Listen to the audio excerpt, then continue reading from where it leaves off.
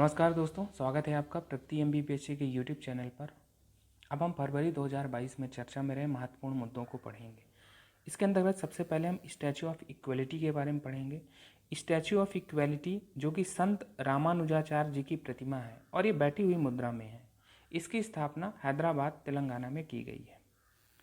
संत रामानुजाचार्य जी की 1000वीं जयंती के अवसर पर समानता के उत्सव के आयोजन के दौरान इसे स्थापित किया गया है। इसे स्टैचू ऑफ इक्वलिटी इसीलिए कहा जा रहा है क्योंकि समानता के बहुत बड़े समर्थक रहे हैं श्री रामानुजाचार्य जी। इन्होंने वसुधैव कुटुंबकम की अवधारणा दी, जिसका तात्पर्य है कि संपूर्ण ब्रह्मांड ही एक परिवार या कुल है। ठीक है, तो उन्हीं के योगदान को सराहते हुए समाज विश्व में उनके योगदान को देखते हुए स्टैचू ऑफ इक्वलिटी की स्थापना की गई है। और आगे चलते हैं, कुछ और महत्वपूर्ण बातें जान लेते हैं। जैसा कि हमने कहा कि इसकी स्थापना हैदराबाद तेलंगाना में की गई है। इसकी ऊंचाई 216 फुट है और ये विश्व की दूसरी सबसे ऊंची प्रतिमा है। अगर बैठी हुई मुद्रा में बात करें तो दुनिया की सबसे ऊंची प्रतिमाओं में से एक है। यह पंचधातु या पंचलौह से निर्मित है, जिसके अंतर्गत सोना, चांदी, तांबा, पीतल और जस्ता आते हैं। एक और बात है कि यह प्रतिमा भद्रवेदी नाम के 54 फीट ऊंचे आधार भवन पर स्थापित है। और आप यहीं पर देखेंगे कि इसमें एक वैदिक डिजिटल पुस्तकालय और अनुसंधान केंद्र, प्राचीन भारतीय ग्रंथ, एक थिएटर तथा श्री रामानुजाचार्य के कई कार्यों का विवरण देने वाली एक शैक्षिक गैलरी भी स्थापित है, या कि यहाँ पर शामिल है। अगर हम इसकी लागत की बात करें तो लागत लगभग 1000 करोड़ रुपए है और ये पूरा प्रोजेक्ट दान के पैसों से संपन्न किया गया है। माई होम ग्रुप के चेयरमैन हैं जे रामेश्वरम, जो कि हैदराबाद में है। उन्होंने ही इसकी फंडिंग की है। अब हम रामानुजाचार्य जी के बारे में कुछ मूलभूत बातें जान लेते हैं जो हमारी परीक्षा में पूछी जा सकती हैं। जैसे श्री रामानुजाचार्य जी का जन्म श्री पेरम्बदूर तमिलनाडु में हुआ और ये 11वीं सदी के वैदिक दार्शनिक व समाज सुधारक थे। इनका जन्म 1017 ईसा में हुआ। ये इनकी प्रतिमा है, अगर आप देखेंगे, ठीक है, ये प्रतिमा है 108 फीट। आप देखेंगे कि स्टैचू ऑफ इक्वलिटी बैठने की मुद्रा में 108 फीट है। और अगर हम बात करें, यहाँ पर आप देखेंगे लिखा कि भवन एवं प्रतिमा की कुल ऊंचाई 216 फीट है। पंचलौह से बनी है, जैसा कि हमने बात की। और यहाँ पर एक महत्वपूर्ण बात लिखी है कि संत रामानुजाचार्य ने भेदभाव के शिकार लोगों सहित समाज के सभी वर्गों के लिए मंदिरों के दरवाजे खोल दिए। वे दुनिया भर के समाज सुधारकों के लिए समानता के प्रतीक माने जाते हैं और इसीलिए इस उनकी प्रतिमा को स्टैचू ऑफ इक्वलिटी कहा जा रहा है। और आगे चलते हैं, समाज और विश्व में इनके योगदान को देख लेते हैं। श्री रामानुजाचार्य पर अलवर संतों या विष्णु उपासकों का प्रभाव था। उनके अनुसार मोक्ष प्राप्त करने का सर्वश्रेष्ठ साधन विष्णु की गहन भक्ति है। रामानुजाचार्य जी ने समानता व सामाजिक न्याय का खुलकर समर्थन किया और इसे तो उन्होंने पूरे भारत की यात्रा की। आपने भक्ति आंदोलन को पुनर्जीवित किया। आपके उपदेशों से कबीर, मीराबाई, त्यागराज, भक्त रामदास जैसे समाज सुधारकों ने प्रेरणा ली। अक्सर परीक्षाओं में एक प्रश्न पूछा जाता है कि विशिष्टाद्वैत किसका सिद्धांत है, तो ये रामानुजाचार्य जी का सिद्धांत है। इसे विशिष्टाद्वैत नाम रामानुजाचार्य जी ने नहीं दिया, ये लोगों द्वारा इस शब्द का प्रयोग किया गया। तो ये सिद्धांत वेदांत दर्शन की अद्वैतवादी परंपरा है। यह सर्वगुण संपन्न परम सत्ता का अद्वैतवाद है, जिसमें मात्र ब्रह्म का अस्तित्व माना जाता है, लेकिन इसकी अभिव्यक्ति विविध रूपों में होती है। तो हमें ध्यान रखना है कि विशिष्टाद्वैत रामानुजाचार्य जी का सिद्धांत है। चलते हैं आगे। इनके योगदान के अंतर्गत ही और बातें देखें तो इन्होंने 9 शास्त्रों, जिसे नवरत्न कहा जाता है, उसकी रचना की। जैसा कि हमने बात की थी कि वसुधैव कुटुंबकम की अवधारणा को इन्होंने प्रतिपादित किया, जिसका तात्पर्य है कि संपूर्ण ब्रह्मांड एक ही कुल या परिवार है। इनके गुरु कौन थे? यामुनाचार्य। इन्होंने एक उपाधि दी श्री रामानुजाचार्य जी को, जो एम पेरूम आनार है। इसका मतलब है कि आप हमसे आगे हैं। तो इन्हीं के योगदान को दर्शाता है कि गुरु ने उन्हें आप हमसे आगे हैं इसकी उपाधि दी। तो इस प्रकार से हमने स्टैचू ऑफ इक्वलिटी और श्री रामानुजाचार्य जी के बारे में पढ़ा। चलते हैं आगे। अब अगली बात एशिया के सबसे बड़े गोवर्धन संयंत्र के बारे में है, जिसकी स्थापना इंदौर मध्य प्रदेश में की गई है। इसके बारे में अगर हम और भी कुछ बातें पढ़ें तो यह वेस्ट टू वेल्थ और सर्कुलर इकोनॉमी के व्यापक सिद्धांतों को लागू करते हुए स्थापित किया गया है। क्योंकि अगर हम देखें कि इसकी क्षमता के बारे में, तो यह प्रतिदिन 550 टन गीले जैविक कचरे से लगभग 100 टन जैविक खाद व लगभग 17,000 किलोग्राम CNG उत्पादित करने की क्षमता रखता है।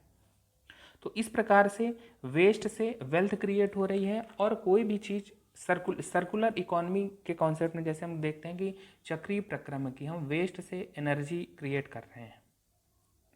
जैसा कि हमने यहाँ पर बात की कि ये CNG लगभग 17,000 किलोग्राम CNG का उत्पादन करेगा। तो संयंत्र से उत्पादित CNG के न्यूनतम 50% भाग की खरीद इंदौर नगर निगम द्वारा ही कर ली जाएगी, और इससे क्या होगा, 400 सिटी बसें CNG पर इंदौर नगर निगम चलाएगा, और जो शेष मात्रा है CNG की, उसकी खुले बाजार में बिक्री कर दी जाएगी। एक बात और इसमें महत्वपूर्ण है कि ये जीरो लैंडफिल मॉडल पर आधारित है, यानी इससे कोई वेस्ट क्रिएट नहीं होगा। इसके अंतर्गत आप देखेंगे कि पर्यावरण संबंधी कई अन्य लाभ भी मिलेंगे, जैसे ग्रीन हाउस गैस में कमी, जैविक खाद का निर्माण, ग्रीन इकोनॉमी, ग्रीन एनर्जी को प्रोत्साहन मिलेगा। तो इस प्रकार से हमने इसके लाभ देखे, पर्यावरणीय लाभ देखे, आर्थिक लाभ देखे। तो इस प्रकार से सबसे महत्वपूर्ण बात तो इसमें यही है कि हमें ये ध्यान रखना है कि अगर पूछा जाएगा कि एशिया के सबसे बड़े गोवर्धन संयंत्र की स्थापना कहाँ की गई है, तो इंदौर और MP। ये मेंस में भी प्रश्न 2 अंकों 3 अंकों में पूछा जा सकता है। चलते हैं आगे। अगली बात देश की पहली वाटर टैक्सी सेवा के बारे में है, जिसका शुभारंभ मुंबई महाराष्ट्र में किया गया है, और यह मुंबई से नवी मुंबई को समुद्री मार्ग से जोड़ेगी। तो अगर ये पूछा जाता है कि देश में पहली वाटर टैक्सी सेवा कहाँ चलाई गई, तो उसका उत्तर होगा मुंबई। इसके क्या लाभ हैं? तो सबसे पहला लाभ है समय की बचत होगी। मुंबई से नवी मुंबई के बीच अगर आप सड़क मार्ग से जाएंगे तो लगभग 1.5 से 2 घंटे लगता है, वहीं रेल मार्ग में आपको लगभग 1 घंटे लगता है। लेकिन अगर वाटर टैक्सी चलाई जाएगी तो लगभग 30 से 50 मिनट के बीच आपकी यात्रा हो जाएगी। तो इस प्रकार से समय की बचत पहला लाभ है। दूसरा पर्यावरणीय लाभ है, ठीक है, प्रदूषण कम होगा। तो ये एक बात है। इसमें एक और चीज़ है कि इस वाटर टैक्सी का संचालन निजी कंपनी के पास रहेगा। तो सबसे महत्वपूर्ण बातें तो यही है कि देश की पहली वाटर टैक्सी का शुभारंभ मुंबई महाराष्ट्र में किया गया है। चलते हैं आगे। अगली बात अटल टनल, अटल सुरंग या रोहतांग सुरंग के बारे में है, जो कि हिमाचल प्रदेश में है। अगर इसकी कुछ मूलभूत बातें जानें तो इसका उद्घाटन अक्टूबर 2020 में प्रधानमंत्री द्वारा किया गया था। अब ये हाल ही में चर्चा में क्यों रही है? क्योंकि हाल ही में अटल सुरंग को वर्ल्ड बुक ऑफ रिकॉर्ड्स द्वारा 10,000 फुट या 3,000 मीटर से अधिक ऊंचाई पर स्थित विश्व की सबसे लंबी राजमार्ग सुरंग के रूप में प्रमाणित किया गया है। तो ये फैक्ट ध्यान रखना है कि अगर पूछा जाएगा कि हाल ही में वर्ल्ड बुक ऑफ रिकॉर्ड्स द्वारा 3,000 मीटर या 10,000 फुट से अधिक ऊंचाई पर स्थित विश्व की सबसे लंबी राजमार्ग सुरंग के रूप में किसे नामित किया गया है, तो उसका नाम होगा अटल टनल, अटल सुरंग या रोहतांग सुरंग। ठीक है, अब इसके बारे में कुछ मूलभूत बातें जान लेते हैं। जैसा कि हमने कहा कि यह विश्व की सबसे लंबी राजमार्ग सुरंग है और इसकी लंबाई आप देखेंगे कि 9.02 किलोमीटर है। और भी बातें हैं जो जान लेते हैं। जैसा कि हमने कहा कि इसका उद्घाटन वर्ष 2020 में अक्टूबर 2020 में किया गया था। यह हिमाचल प्रदेश में स्थित है। यह सुरंग हिमालय के पीर पंजाल रेंज में अवस्थित है और यह हिमालय में कुल्लू के मनाली और लाहौल स्पीति को जोड़ती है। एक बात और इसमें महत्वपूर्ण है कि इसी सुरंग के कारण ही लद्दाख से वर्ष भर कनेक्टिविटी बनी रहती है। और अगर हम एक और महत्वपूर्ण बात इसके बारे में जानें कि वर्ल्ड बुक ऑफ रिकॉर्ड्स के बारे में, तो यह यूके स्थित संगठन है जो प्रामाणिक प्रमाणीकरण के साथ वैश्विक असाधारण रिकॉर्ड को सूचीबद्ध व सत्यापित करता है। तो इस प्रकार से हमने हिमाचल प्रदेश की अटल सुरंग जो चर्चा में रही है उसके बारे में पढ़ा। चलते हैं आगे। अगली बात किसान ड्रोन को लेकर है। हाल ही में 100 किसान ड्रोन्स का उद्घाटन किया गया। क्या उद्देश्य है इसका? इसका उद्देश्य है कृषि को आधुनिक स्वरूप देना। किस प्रकार से कृषि को आधुनिक स्वरूप दिया जा सकता है? किसान ड्रोन के माध्यम से। तो फसलों का मूल्यांकन कर सकते हैं ड्रोन से, भू अभिलेखों का डिजिटलीकरण, कीटनाशक व पोषक तत्वों का छिड़काव आदि। इसमें और थोड़ी बातें समझते हैं कि किसान ड्रोन से किस प्रकार से आप उसे आधुनिक कृषि में उपयोग ला सकते हैं। तो किसान ड्रोन में आप देखेंगे कि ये एक मानव रहित टैंक होता है जिसकी क्षमता लगभग 5 से 10 किलोग्राम होती है और जो हम कह रहे हैं कि कीटनाशकों और पोषक तत्वों का छिड़काव किया जा सकता है, तो यह लगभग 15 मिनट में करीब 1 एकड़ ज़मीन पर 5 से 10 किलोग्राम कीटनाशक का छिड़काव कर सकता है। एक बात और है कि ड्रोन का उपयोग खेत से सब्जियां, फल आदि बाजारों तक ले जाने में इसका उपयोग किया जा सकता है। तो इस प्रकार से इन किसान ड्रोन का उपयोग किया जाएगा। एक महत्वपूर्ण बात इसमें है कि किसान ड्रोन का निर्माण गरुड़ एयरोस्पेस, ये तमिलनाडु, चेन्नई तमिलनाडु स्थित संस्था है, उसके द्वारा किया जा रहा है और इसने लक्ष्य रखा है कि लगभग 1 लाख स्वदेशी ड्रोन का निर्माण करेगी। तो इस प्रकार से हमने किसान ड्रोन के बारे में जाना। सबसे महत्वपूर्ण बात यही है कि इसका निर्माण कौन कर रहा है, गरुड़ एरोस्पेस। हमने इसके बारे में बताया कि ये चेन्नई स्थित संस्था है और इसने क्या लक्ष्य रखा है कि स्वदेशी तरीके से लगभग 1 लाख किसान ड्रोन का निर्माण करेगी। और इसका उद्देश्य हमें ध्यान रखना है कि किसान ड्रोन का क्या उद्देश्य है। स्मार्ट कृषि या स्मार्ट एग्रीकल्चर के बारे में जब भी बात होगी तो हम किसान ड्रोन को उदाहरण के रूप में लिख सकते हैं। चलते हैं और आगे। अगली बात दिल्ली उच्च न्यायालय द्वारा टेबल टेनिस महासंघ, table tennis federation of India के निलंबन से संबंधित है और निलंबन के बाद इसके प्रशासन को संभालने हेतु 3 सदस्यीय प्रशासक समिति बनाई गई है, जिसका नेतृत्व गीता मित्तल कर रही हैं। तो जान लेते हैं कि टेबल टेनिस महासंघ का निलंबन क्यों हुआ। तो मनिका बत्रा हैं जो राष्ट्रीय खेलों में स्वर्ण पदक विजेता टेबल टेनिस खिलाड़ी हैं। इनकी याचिका पर सुनवाई करते हुए दिल्ली हाई कोर्ट ने यह निर्णय लिया है।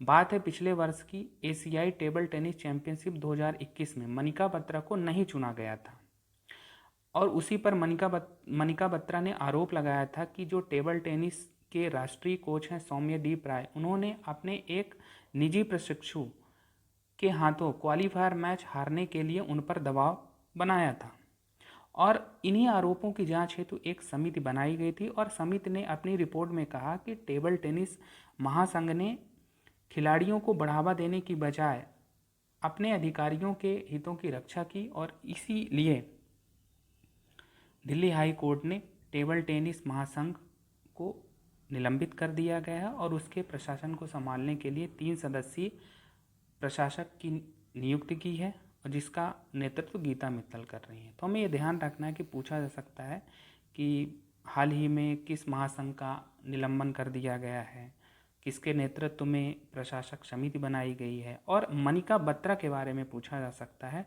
कि ये किस खेल से संबंधित है। ठीक है, तो चलते हैं आगे। इसमें आगे छोटी सी एक इन्फॉर्मेशन है कि सभी शासकीय सेवाओं में ट्रांसजेंडर समुदाय को 1% आरक्षण प्रदान करने वाला देश का पहला राज्य कर्नाटक है। तो हमें ये छोटी सी इन्फॉर्मेशन ध्यान रखना, अगर पूछा जाएगा कि ट्रांसजेंडर समुदाय को 1% आरक्षण प्रदान करने वाला देश का पहला राज्य कौन होगा, तो वह है कर्नाटक। तो इस प्रकार से आज हमने बहुत सारे इंपॉर्टेंट इशूज़ पढ़े, जिसके अंतर्गत स्टैचू ऑफ इक्वालिटी, किसान ड्रोन, TTFI के निलंबन से संबंधित, अटल टनल के बारे में पढ़ा जिसे रोहतांग टनल भी कहा जा रहा है, देश की पहली वाटर टैक्सी सेवा के बारे में पढ़ा, इंदौर में स्थापित एशिया के सबसे बड़े गोवर्धन संयंत्र के बारे में पढ़ा। तो इस फरवरी 2022 करंट अफेयर की सीरीज के अंतर्गत अब हम अंतर्राष्ट्रीय स्तर पर चर्चा में रहे महत्वपूर्ण मुद्दों को पढ़ लेते हैं। इसके अंतर्गत हम सबसे पहले रूस यूक्रेन युद्ध, जो कि हाल ही में चर्चा में रहा है और वर्तमान समय में भी जारी है, उसके बारे में पढ़ेंगे। रूस यूक्रेन युद्ध के कारण ही कुछ चीज़ें और चर्चा में रही है, जैसे operation Ganga, north stream gas pipeline, Swift प्रणाली, दोनेस्क और लुहांस्क क्षेत्र। तो इनके बारे में भी पढ़ेंगे क्योंकि ये परीक्षा की दृष्टि से महत्वपूर्ण है, पूछे जा सकते हैं। रूस यूक्रेन युद्ध की औपचारिक शुरुआत 24 फरवरी से मानी जाती है। अगर इसके कारणों पर जाएं तो यूक्रेन के पश्चिमी देशों की ओर बढ़ रहे निरंतर झुकाव व नेटो में सम्मिलित होने की आशंका को लेकर रूस ने यूक्रेन पर आक्रमण किया है। रूस यूक्रेन से संबंधित अगर हम घटनाक्रम देखें तो 21 फरवरी 2022 को रूसी राष्ट्रपति द्वारा पूर्वी यूक्रेन के 2 अलगाववादी क्षेत्र जो दोनेस्क व लुहांस्क हैं, उनको अलग गणराज्य के रूप में मान्यता दे दी जाती है। दोनेस्क और लुहांस्क क्षेत्र का महत्व क्या है, तो दोनेस्क और लुहांस्क क्षेत्र सामूहिक रूप से इन्हें डोनबास कहा जाता है और यह क्षेत्र प्रमुख उद्योग, कोयला खनन व इस्पात के लिए लोकप्रिय है। हम दोनेस्क और लुहांस्क क्षेत्र में अलगाववाद का एक कारण ये माना जा सकता है कि द्वितीय विश्व युद्ध के बाद सोवियत काल के दौरान इन क्षेत्रों में रूसी श्रमिक प्रवासियों के रूप में बस गए थे और इसलिए यहाँ रहने वाले अधिकांश लोग रूसी भाषा बोलते हैं और इसीलिए रूस का लगाव इन क्षेत्रों से रहा है और रूसी राष्ट्रपति द्वारा इसीलिए दोनेस्क और लुहांस्क क्षेत्र को अलग गणराज्यों के रूप में मान्यता दी है। दोनेस्क और लुहांस्क क्षेत्र पूछा जा सकता है प्रारंभिक परीक्षा में भी और मेंस में भी 3 अंकों में इसे लिखने के लिए पूछा जा सकता है, तो इसे उसी दृष्टि से पढ़ना है। रूस यूक्रेन युद्ध के दौरान ऑपरेशन गंगा काफ़ी चर्चा में रहा। ऑपरेशन गंगा भारत सरकार द्वारा चलाया गया एक बचाव अभियान था जो युद्धग्रस्त यूक्रेन में फंसे हुए सभी भारतीय नागरिकों, जिसमें अधिकांश मेडिकल स्टूडेंट थे, तो उनको वहाँ से सुरक्षित वापस स्वदेश लाने के लिए ये अभियान चलाया गया था। तो 2 अंकों में, 3 अंकों में और प्रारंभिक परीक्षा में भी ये प्रश्न पूछा जा सकता है कि ऑपरेशन गंगा के बारे में। जो अभी हमने पढ़ा नेटो के बारे में अब हम जान लेते हैं।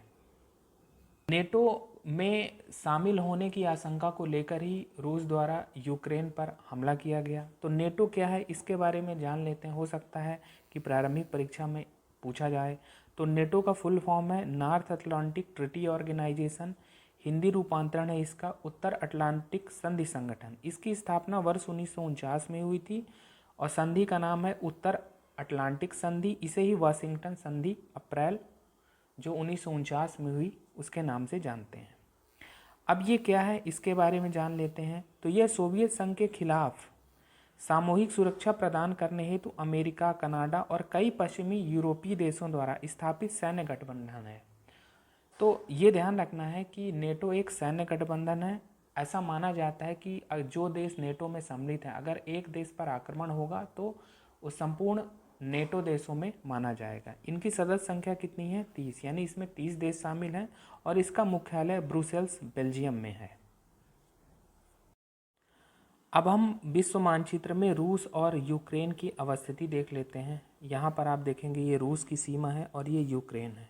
यूक्रेन की राजधानी कीव है। यहीं पर आप देखेंगे ये क्रीमिया है। क्रीमिया पर वर्ष 2014 में रूस द्वारा कब्जा कर लिया गया था और इसी के चलते इसे G8 समूह से बाहर होना पड़ा था।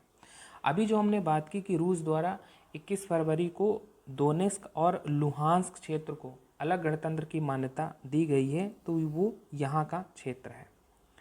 अगर हम यूक्रेन से सीमा से सटे अन्य देशों की बात करें तो इसके उत्तर में बेलारूस है। आप देखेंगे यहाँ पोलैंड है, ये स्लोवेनिया है, यहाँ हंगरी है, रोमानिया है और एक मालडोवा देश है।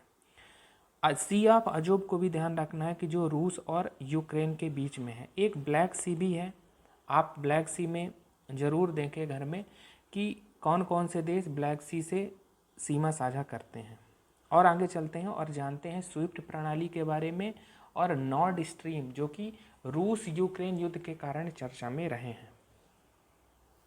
स्विफ्ट प्रणाली क्यों चर्चा में रही? रूस यूक्रेन संकट के बीच कुछ रूसी बैंकों को स्विफ्ट प्रणाली से बाहर कर दिया गया और इसीलिए ये चर्चा में है। स्विफ्ट का यहाँ फुल फॉर्म आप देखेंगे society for world wide interbank financial telecommunication. क्या है ये? यह वैश्विक स्तर पर बैंकों और वित्तीय संस्थानों के लिए एक मैसेजिंग नेटवर्क है। क्या मुख्य कार्य है इसका? वित्तीय लेन देन से संबंधित सूचनाओं के सुरक्षित और सुनिश्चित आदान प्रदान की व्यवस्था प्रदान करना। मतलब है इसका कि यह बैंक वित्तीय संस्थानों से आपस में अंतर्राष्ट्रीय स्तर पर धन का लेन देन करती है। क्या प्रभाव होगा जबकि इसे रूस को स्विफ्ट प्रणाली से हटा दिया गया है? तो इसका प्रभाव क्या होगा? विभिन्न देशों के साथ जो बैंकों से लेन देन है वो अब नहीं हो पाएगा, यानी विदेशी फंडिंग प्रभावित होगी। अब अगर हम स्विफ्ट के मुख्यालय की बात करें तो इसका मुख्यालय बेल्जियम में है और इसकी स्थापना वर्ष 1973 में की गई थी। तो ध्यान रखना है स्विफ्ट के बारे में पूछा जा सकता है। रूस यूक्रेन युद्ध के दौरान नॉर्ड स्ट्रीम प्राकृतिक गैस पाइपलाइन भी चर्चा में रही है। इसका निर्माण रूस कर रहा है, जर्मनी ने। तो क्यों चर्चा में रही है? क्योंकि जर्मनी ने रूस की ओर से निर्माणाधीन इस पाइपलाइन की प्रमाणन प्रक्रिया को निलंबित कर दिया गया है। तो ध्यान रखना है कि अगर नॉर्ड स्ट्रीम प्राकृतिक गैस पाइपलाइन पूछा जाता है तो जर्मनी में इस पाइपलाइन का निर्माण कौन कर रहा है? रूस कर रहा है। तो इस प्रकार से हमने रूस यूक्रेन युद्ध, जो कि चर्चा में रहा, अभी वर्तमान में भी जारी है, उसके बारे में, उसके कारणों को समझा। दोनेस्क और लुहांस्क क्यों चर्चा में रहे हैं, ऑपरेशन गंगा क्या है, नॉर्ड स्ट्रीम गैस पाइपलाइन के बारे में पढ़ा, स्विफ्ट प्रणाली के बारे में पढ़ा, और विश्व मानचित्र में रूस, यूक्रेन और उसके पड़ोसी देशों की अवस्थिति हमने जानी। चलते हैं और आगे। अब अगली बात लोकतंत्र सूचकांक डेमोक्रेसी इंडेक्स 2021 के बारे में है, जो इकोनॉमिक इंटेलिजेंस यूनिट EIU द्वारा जारी किया गया है। यह विभिन्न देशों में शासन में लोकतंत्र की स्थिति का आकलन करता है और ऐसा पहला इंडेक्स वर्ष 2006 में जारी किया गया था। अब हम इस सूचकांक के बारे में कुछ और महत्वपूर्ण बातें जान लेते हैं। जैसे इस सूचकांक को 5 श्रेणियों के आधार पर तैयार किया जाता है। किसी भी देश में चुनावी प्रक्रिया किस प्रकार की है, सरकार का कामकाज किस प्रकार का है, राजनीतिक भागीदारी, राजनीतिक संस्कृति और नागरिक स्वतंत्रता का क्या स्तर है, और इसी आधार पर यह सूचकांक तैयार किया जाता है। कुछ और बातें अगर हम इसके बारे में जानें तो यहाँ पर स्कोर 0 से 10 के बीच दिया जाता है और कुल अंकों के आधार पर ही देशों को 4 प्रकार में बांटा गया है। 4 प्रकार क्या हैं? पूर्ण लोकतंत्र, दोषपूर्ण लोकतंत्र, संकर शासन जिसे हाइब्रिड रिजीम भी कहा जाता है, और सत्तावादी शासन जहाँ पर तानाशाही है। तो हम समझते हैं कि कितने स्कोर पर कौन सा दर्जा किसी देश को मिलता है। अगर हम देखें कि किसी भी देश का अगर स्कोर 8 से ज़्यादा है तो उसे फुल डेमोक्रेसी या पूर्ण लोकतंत्र का दर्जा दिया जाता है। वहीं 8 से कम या 8 के बराबर लेकिन 6 से ज़्यादा है किसी देश का स्कोर, क्या है? 6 से ज़्यादा और 8 के बराबर या 8 से कम है तो उसे दोषपूर्ण लोकतंत्र की श्रेणी में रखा जाता है। वहीं अगर हम हाइब्रिड रिजीम की बात करें तो यह 4 से ज़्यादा, अर्थात किसी देश का स्कोर अगर 4 से ज़्यादा है और 6 से कम या उसके बराबर है तो उसे हाइब्रिड रिजीम, संकर शासन का दर्जा दिया जाएगा। वहीं सत्तावादी शासन 4 या उसके बराबर अंकों पर, यानी किसी देश का स्कोर अगर 4 है या उससे कम है तो उसको सत्तावादी शासन की श्रेणी में रखा जाएगा। अब हम वर्ष 2021 के इंडेक्स के कुछ निष्कर्षों पर अगर हम ध्यान दें तो पहला स्थान नॉर्वे का है, दूसरा न्यूजीलैंड और फिनलैंड का है। जो पहला स्थान नॉर्वे का है उसने स्कोर कितना किया है? 9.75, और हमने बात की थी कि जिसका स्कोर 8 से ज़्यादा होगा उसे फुल डेमोक्रेसी का दर्जा दिया जाता है, तो इसे भी फुल डेमोक्रेसी का दर्जा दिया गया है। अब अगर हम भारत की बात करें तो भारत की रैंक क्या रही है? 167 देशों में 46वीं रैंक रही है और भारत का स्कोर रहा है 10 में से 6.91। और अभी हमने समझा है कि जिस देश का स्कोर 8 से कम है या उसके बराबर है तो उसे हम दोषपूर्ण लोकतंत्र की श्रेणी में रखते हैं। तो भारत को भी दोषपूर्ण लोकतंत्र की श्रेणी में रखा गया है। ध्यान रखना है भारत की रैंक क्या है? 167 देशों में 46वीं रैंक है और स्कोर 6.91 है। अगर वर्ष 2020 से इसकी तुलना करें तो भारत का स्थान 53वां था 167 देशों में, यानी 7 पायदान का सुधार हुआ है। अब अगर हम लास्ट रैंक की बात करें कि अंतिम पायदान पर कौन रहा है तो अफगानिस्तान का अंतिम स्थान है और उसका स्कोर आप देखेंगे कि 0.32, यानी यहाँ पर सत्तावादी शासन कहिए या तानाशाही शासन, तालिबान का शासन अभी वर्तमान में यहाँ पर चल रहा है। तो ये है। अगर हम पड़ोसी देशों की बात करें तो पड़ोसी देशों में आप देखेंगे कि पाकिस्तान की स्थिति है 101 और यहाँ पर हाइब्रिड रिजीम का दर्जा पाकिस्तान को दिया गया है। वहीं अगर आप चीन की बात करेंगे तो चीन की रैंक 148 है और चीन का जो स्कोर रहा है वो 2.21 रहा है, यानी यहाँ भी सत्तावादी शासन की श्रेणी में चीन को रखा गया है। अब अगर और हम थोड़ा एनालिसिस करें तो ये रिपोर्ट कहती है कि पूर्ण लोकतंत्र कितने देशों में है, तो वो 21 देशों को बताती है कि 21 देश पूर्ण लोकतंत्र की स्थिति में हैं और ये कुल जनसंख्या का लगभग 6.4% है। वहीं 53 देश दोषपूर्ण लोकतंत्र की श्रेणी में आते हैं और विश्व की जनसंख्या का लगभग 39.3% भाग है। और 34 देश हाइब्रिड रिजीम या संकर शासन के अंतर्गत आते हैं। वहीं सत्तावादी शासन की बात करें तो 29 देशों में दिखाई देता है इस रिपोर्ट के अनुसार। तो हमें ध्यान रखना है मेंस आंसर राइटिंग में ये फैक्ट प्रयोग किए जा सकते हैं। प्रीलिम में भी पूछा जा सकता है कि डेमोक्रेसी इंडेक्स में भारत की स्थिति क्या रही है, कौन सी संस्था इसे जारी करती है। तो ये बातें ध्यान रखना है।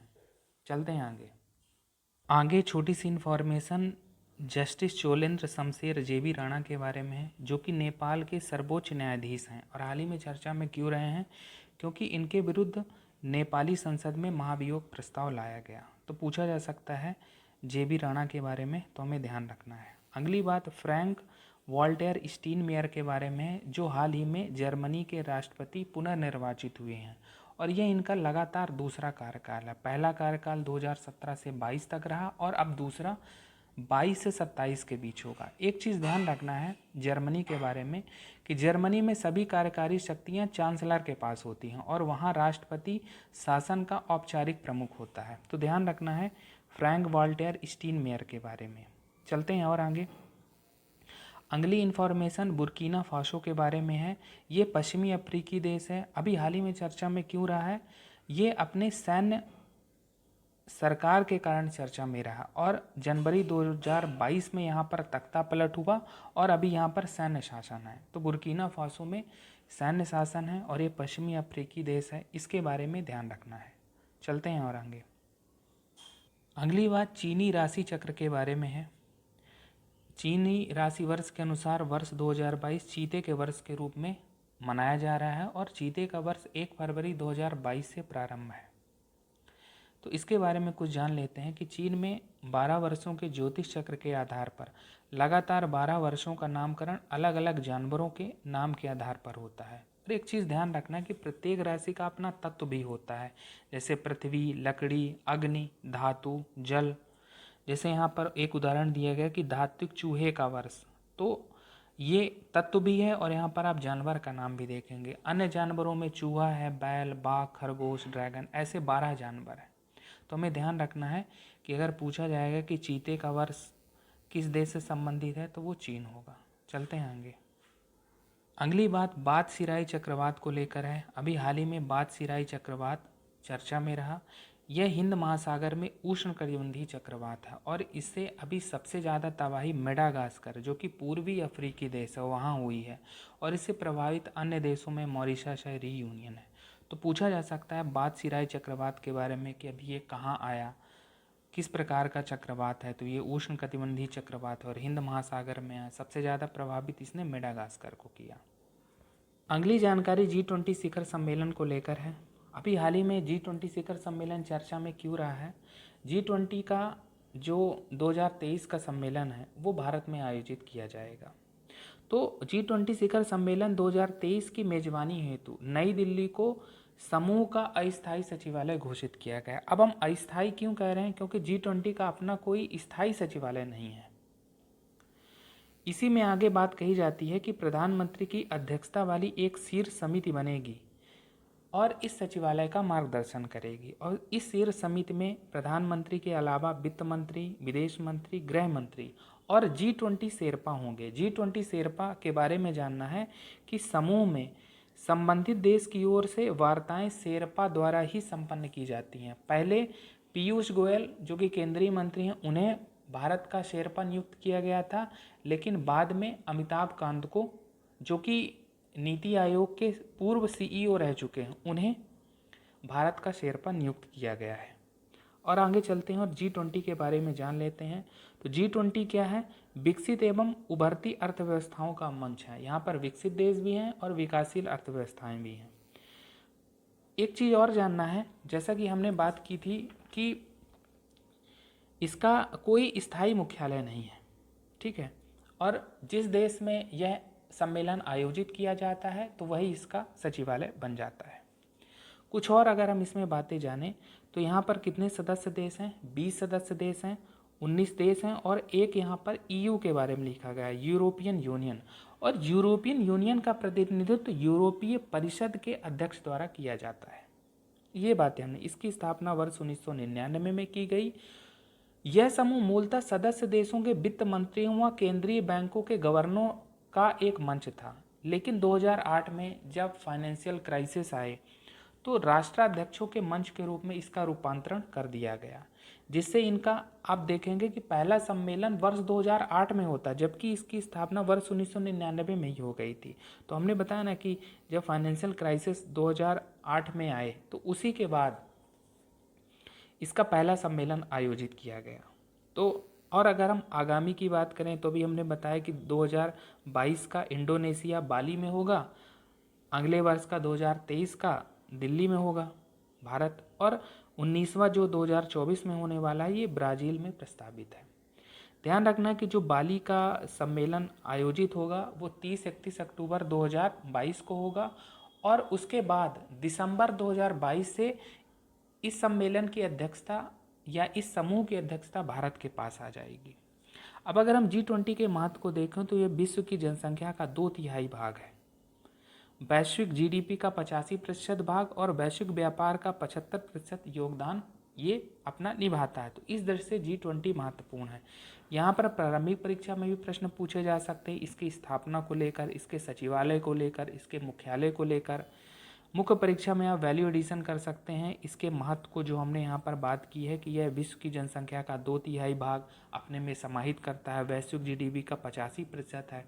तो ये वैश्विक दृष्टि से एक महत्वपूर्ण योगदान रखता है, तो ध्यान रखना है इसके बारे में। चलते हैं आगे।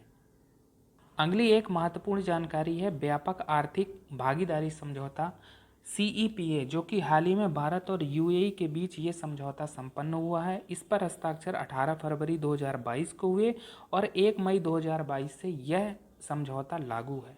ध्यान रखना है, पूछा जा सकता है कि अभी हाल ही में भारत ने किस देश के साथ व्यापक आर्थिक भागीदारी समझौता कॉम्प्रिहेंसिव इकोनॉमिक पार्टनरशिप एग्रीमेंट संपन्न किया है, तो वो देश होगा UAE। क्या लाभ होगा इससे? तो भारत के बाजार को पहुंच मिलेगी, यानी दोनों देशों के बीच बाजार पहुंच बढ़ेगी, प्रशुल्क दर कम होगी, और ऐसा अनुमान लगाया जा रहा है कि अभी जो भारत और UAE के बीच व्यापार $60 अरब है, उसको अगले 5 वर्षों में $100 अरब तक पहुंचाया जा सकता है। तो ये ध्यान रखना है। कुछ और बातें हैं जो हमारे एग्ज़ाम की दृष्टि से महत्वपूर्ण है कि भारत UAE को किन किन वस्तुओं का निर्यात करता है। तो निर्यात की जाने वाली वस्तुओं में रत्न हैं, आभूषण हैं, वस्त्र, चमड़े के सामान हैं, जूते हैं, खेल के सामान हैं, प्लास्टिक, फर्नीचर, कृषि व लकड़ी के उत्पाद हैं, इंजीनियरिंग उत्पाद हैं, फार्मास्यूटिकल्स हैं, चिकित्सा उपकरण और ऑटोमोबाइल हैं। तो इन्हीं क्षेत्रों में व्यापार के $100 अरब अगले 5 वर्षों में होने की उम्मीद लगाई जा रही है। परीक्षक देश से पूछा जा सकता है, ये ध्यान रखना है। 2022 में विज्ञान एवं प्रौद्योगिकी और आर्थिक क्षेत्र में जो भी मुद्दे महत्वपूर्ण रहे हैं और जो हमारी परीक्षा की दृष्टि से महत्वपूर्ण हैं, उन्हें हम पढ़ेंगे। आर्थिक मुद्दों के अंतर्गत हम सबसे पहले भारत में दूरसंचार परिदृश्य, जो कि 31 दिसंबर 2021 तक की स्थिति को बताता है, उसे देख लेते हैं। भारतीय दूरसंचार विनियामक प्राधिकरण ट्राई के अनुसार भारत में टेलीफोन कनेक्शनों की कुल संख्या कितनी है? 117.84 करोड़। अगर हम 2020 से तुलना करें तो टेलीफोन कनेक्शनों की कुल संख्या में वृद्धि हुई है, क्योंकि 2020 में ये आंकड़ा 117.70 करोड़ है, तो 2020 की तुलना में वृद्धि है। अब अगर हम इसमें टेलीफोन कनेक्शनों की कुल संख्या में अगर हम शहरी देखें तो लगभग 65 करोड़ हैं और ग्रामीण 52 करोड़ है, तो शहरी की संख्या ज़्यादा है, ये बात हमें ध्यान रखनी है। आगे चलते हैं, टेली डेंसिटी के बारे में देख लेते हैं कि क्या आंकड़े रहे हैं। तो टेली डेंसिटी का मतलब क्या है कि प्रति 100 व्यक्तियों पर टेलीफोन कनेक्शनों की कुल संख्या टेली डेंसिटी कहलाती है। तो ये आंकड़ा 2021 के लिए कितना रहा है? 85.91, यानी प्रति 100 व्यक्तियों पर टेलीफोन कनेक्शनों की कितनी संख्या है भारत में? 85.91। ठीक है, कुछ आंकड़े और भी हैं टेली डेंसिटी को लेकर कि विभिन्न दूर संचार मंडलों में टेली डेंसिटी क्या रही, यानी सर्वाधिक टेली डेंसिटी किस दूर संचार मंडल की रही है? तो वो दिल्ली की रही है, और कितनी?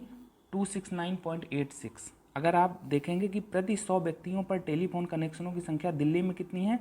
269.86, और सबसे कम बिहार की स्थिति रही है जहां 53.71 है। अगर हम मध्य प्रदेश की स्थिति देखें तो 68.03 टेली डेंसिटी है वर्ष 2021 में। आगे चलते हैं और भी बातें जानते हैं, जैसे कुल टेलीफोन उपभोक्ताओं में शहरी कितने हैं, ग्रामीण कितने हैं। तो शहरी उपभोक्ता सामान्य रूप से ज़्यादा होंगे, आप देखेंगे इनका परसेंट 55.60% है। वहीं ग्रामीण उपभोक्ताओं का प्रतिशत कितना है, 44.40। और आगे चलते हैं, ब्रॉडबैंड उपभोक्ताओं की संख्या कितनी है, 79.21 करोड़।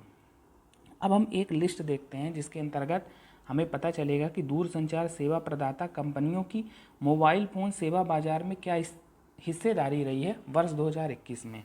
तो आप अगर देखेंगे तो यहाँ पर आप देखेंगे लिस्ट की ये कंपनी है और यहाँ पर बाजार हिस्सेदारी क्या है।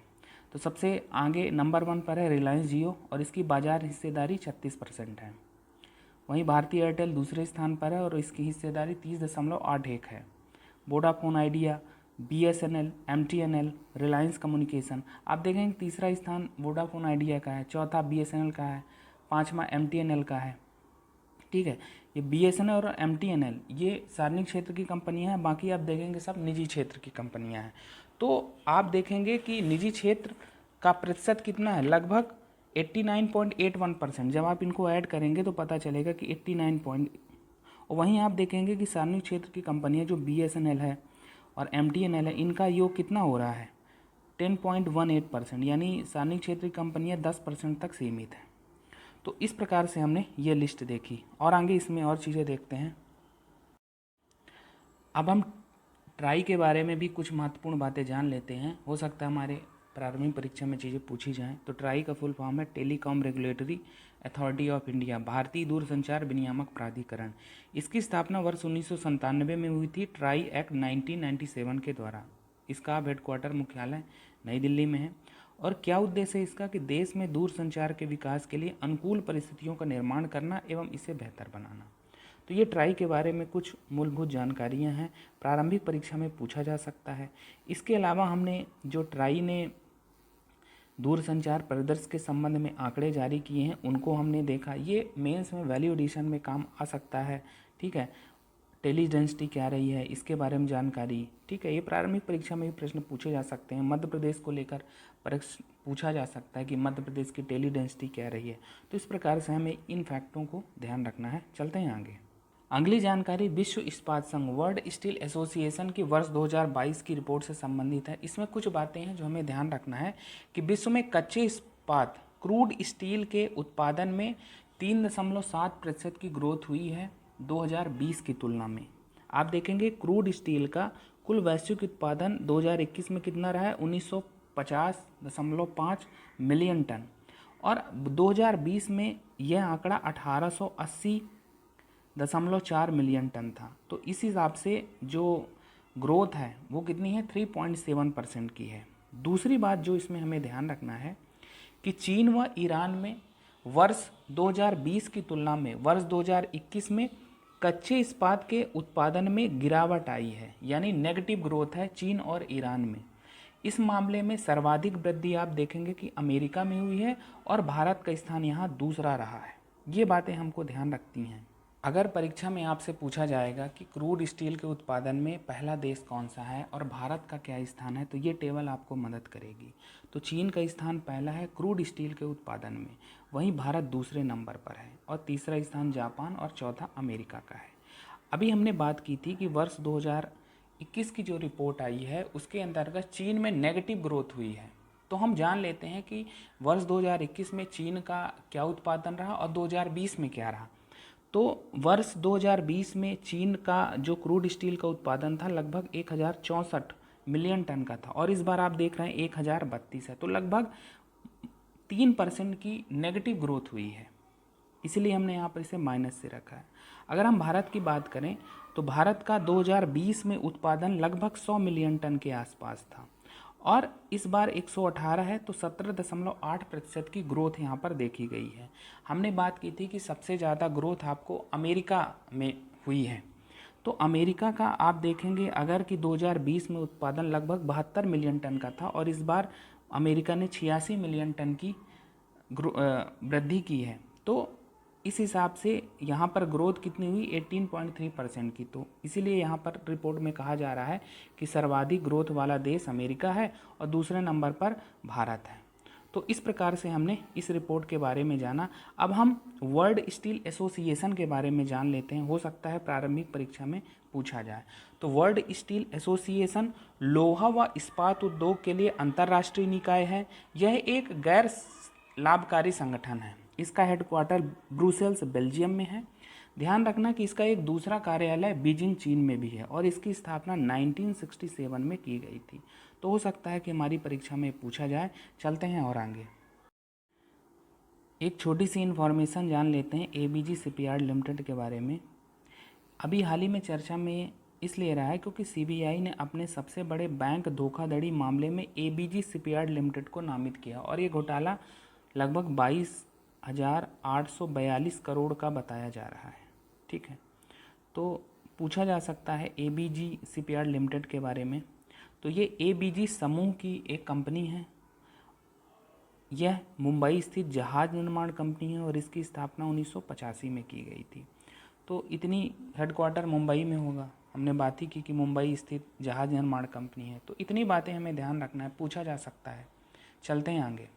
अब हम विज्ञान एवं प्रौद्योगिकी के क्षेत्र में फरवरी 2022 में जो भी बातें महत्वपूर्ण चर्चा में रही हैं उन्हें पढ़ लेते हैं। जैसे पहली बात है इसमें कि पीएसएलवी द्वारा 3 उपग्रहों का सफलतापूर्वक प्रक्षेपण। पीएसएलवी C-52 द्वारा, ये पीएसएलवी की 54वीं उड़ान थी और वर्ष 2022 का पहला उपग्रह प्रक्षेपण इसे कहा जा रहा है। अब इसके अंतर्गत जैसा कि हमने बात की कि 3 उपग्रहों का सफलतापूर्वक प्रक्षेपण किया गया, तो उसके अंतर्गत पहला है EOS-04 अर्थ ऑब्जर्वेशन सैटेलाइट पृथ्वी अवलोकन उपग्रह 4। ये 4 क्यों कहा जा रहा है? क्योंकि अगस्त 2021 में EOS-3 का अर्थ ऑब्जर्वेशन सैटेलाइट 3 का प्रक्षेपण किया गया था GSLV F10 से, और ये ध्यान रखना कि ये प्रक्षेपण विफल रहा था। सामान्य रूप से इसरो के प्रक्षेपण विफल नहीं होते हैं और भू पर्यवेक्षण उपग्रहों की श्रृंखला में ये चौथा उपग्रह है, इसीलिए इसे E0S4 कहा जा रहा है। अब हम इसके बारे में कुछ महत्वपूर्ण बातें जान लेते हैं, जैसे कि जो अर्थ ऑब्जर्वेशन सैटेलाइट 4 है इसका जीवन काल 4 वर्ष है। इसे सन सिंक्रोनस ऑर्बिट में स्थापित किया जाएगा लगभग 529 किलोमीटर की ऊंचाई पर। सबसे महत्वपूर्ण बात कि यह एक रडार इमेजिंग सैटेलाइट है जो सभी प्रकार के मौसम में उच्च गुणवत्ता वाले चित्र लेने में सक्षम है और इन चित्रों का उपयोग कहाँ किया जाएगा? कृषि, वानिकी, वृक्षारोपण, बाढ़ नियंत्रण व जल विज्ञान आदि क्षेत्रों में किया जाएगा। तो इसके बारे में हमें जानना है कि अगर पूछा जाएगा EOS-4 के बारे में। चलते हैं और आगे। अगला उपग्रह है INS-2TD। TD मतलब टेक्नोलॉजी डेमोन्स्ट्रेशन है, यानी प्रौद्योगिकी प्रदर्शन उपग्रह। इसके बारे में कुछ महत्वपूर्ण बातें जान लेते हैं कि यह भारत और भूटान का संयुक्त उपग्रह INS-2B भूटान सैट का अग्रदूत है जिसका प्रक्षेपण मार्च 2022 में किया जाना है। ठीक है, तो एक हो सकता है कि प्रायोगिक तौर पर इसका प्रक्षेपण किया जा रहा हो। ठीक है, एक महत्वपूर्ण बात इसमें यह है कि भारत और भूटान संयुक्त रूप से इसमें साथ में आए हैं, तो ये ध्यान रखना है। और इसका जो जीवन काल है वो कितना है? 6 माह है। इसका वजन अगर आप देखेंगे तो 17.5 kg का ये सैटेलाइट है। अब इसका क्या उपयोग होगा INS-2TD का? तो इसमें लगे जो थर्मल इमेजिंग कैमरे हैं, तो इनसे ली गई तस्वीरों से ज़मीन व सतह के पानी के तापमान का पता लगाया जा सकेगा। इसका उपयोग फसलों एवं वन प्रबंधन में भी हो सकेगा। तो एक तरह से ये अर्थ ऑब्जर्वेशन जैसा ही कुछ सैटेलाइट है ये। ठीक है, और इसकी भी स्थापना सन सिंक्रोनस ऑर्बिट में लगभग 529 किलोमीटर की ऊंचाई पर की जाएगी। चलते हैं आगे और तीसरे उपग्रह के बारे में जान लेते हैं जिसका हाल ही में प्रक्षेपण हुआ है। तीसरा उपग्रह इंस्पायर सैटेलाइट 1 है। इसे स्टूडेंट सैटेलाइट कहा जा रहा है और इसका जो निर्माण किया गया है भारतीय अंतरिक्ष विज्ञान एवं प्रौद्योगिकी संस्थान तिरुवनंतपुरम और कई संस्थानों जैसे कोलोराडो यूनिवर्सिटी अमेरिका की है, इसके सहयोग से इसे निर्मित किया गया है। इसका कार्यकाल 1 वर्ष है। ठीक है, अगर हम इंस्पायर और इसका वजन आप देखेंगे तो लगभग 8.1 किलोग्राम की ये सैटेलाइट है। अगर हम इंस्पायर का यहाँ पर फुल फॉर्म देखें तो international satellite programme in research and education, और इसका क्या उद्देश्य है इसके बारे में जान लेते हैं, तभी हमें पता चलेगा इंस्पायर सैटेलाइट 1 के बारे में। तो इसका उद्देश्य है कि आयन मंडल की गतिशीलता और सूर्य की कोरोनल हीटिंग प्रक्रियाओं की समझ बढ़ाना। तो ध्यान रखना है कि सूर्य के कोरोना के रिसर्च से संबंधित है, आयन मंडल के रिसर्च से संबंधित है। एक बार एमपीपीएससी में पूछा गया था, स्टूडेंट सैटेलाइट शायद सत्यभामा के बारे में पूछा गया था। तो ये इस दृष्टि से महत्वपूर्ण है कि प्रारंभिक परीक्षा में पूछा जा सकता है कि इंस्पायर सैट-1 क्या स्टूडेंट सैटेलाइट है, तो वो उत्तर सही होगा।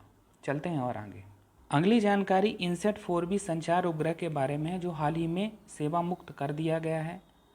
इनसेट 4B के बारे में जान लेते हैं। इनसेट 4B का प्रक्षेपण 11 मार्च 2007 को एरियान 5 रॉकेट के द्वारा किया गया था और इसको भूस्थैतिक कक्षा में स्थापित किया गया था, जो लगभग पृथ्वी से 36,000 किलोमीटर की ऊंचाई पर है।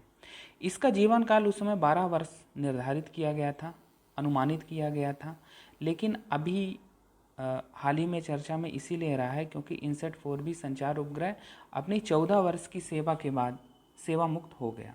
तो ये हमें ध्यान रखना है, पूछा जा सकता है इनसेट 4B के बारे में। चलते हैं और आगे। अगली बात चीन के एक रॉकेट लॉन्ग मार्च 8 के बारे में है। अभी हाल ही में चर्चा में क्यों रहा है? क्योंकि चीन ने अपना ही एक घरेलू रिकॉर्ड तोड़ा है 22 उपग्रहों को एक साथ प्रक्षेपित करके, तो इसीलिए चर्चा में रहा है। तो हमें बस इतना जानना है कि लॉन्ग मार्च 8 रॉकेट चीन का है। आगे चलते हैं। अगली बात 12वें फ्लीट रिव्यू को लेकर है, जो 21 फरवरी 2022 को विशाखापट्टनम के तट पर संपन्न हुआ। फ्लीट रिव्यू का मतलब है कि राष्ट्रपति द्वारा भारतीय नौसैनिक बेड़े की समीक्षा, और ये उसका 12वां संस्करण है। 12वें संस्करण का थीम क्या था? भारतीय नौसेना राष्ट्र की सेवा में 75 वर्ष। ठीक है, तो ये हमें ध्यान रखना है। अगर हम इस बार की बात करें तो आईएनएस सुचित्रा में बैठकर राष्ट्रपति ने भारतीय नौसैनिक बेड़े की समीक्षा की और इसीलिए आईएनएस सुचित्रा भी चर्चा में रहा है। इसे राष्ट्रपति यॉट या प्रेसिडेंशियल यॉट कहा जाता है।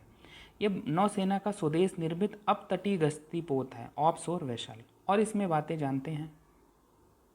अब हम फ्लीट रिव्यू के बारे में कुछ मूलभूत बातें जान लेते हैं। फ्लीट रिव्यू का मतलब है कि भारतीय नौसैनिक बेड़े की समीक्षा कौन करता है? राष्ट्रपति। ऐसी समीक्षा राष्ट्रपति द्वारा अपने कार्यकाल में एक बार की जाती रही है और ऐसी परंपरा रही है। ऐसी पहली समीक्षा अक्टूबर 1953 में हुई और उस समय तत्कालीन राष्ट्रपति डॉक्टर राजेंद्र प्रसाद थे।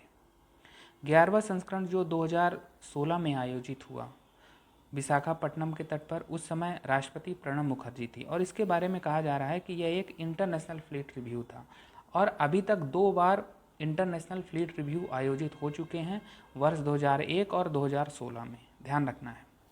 एक और बात महत्वपूर्ण है कि 3 राष्ट्रपति डॉक्टर जाकिर हुसैन, नीलम संजीव रेड्डी और शंकर दयाल शर्मा के कार्यकाल में फ्लीट रिव्यू आयोजित नहीं हो सका। राष्ट्रपति कोविंद भारतीय नौसैनिक बेड़े की समीक्षा करने वाले 11वें राष्ट्रपति हैं। ध्यान रखना है क्योंकि इन तीन के कार्यकाल में आयोजन नहीं हुआ, तो इसलिए ऐसा है। तो इसके बारे में ध्यान रखना है कि 12वां फ्लीट रिव्यू जो भी चर्चा में रहा। चलते हैं आगे।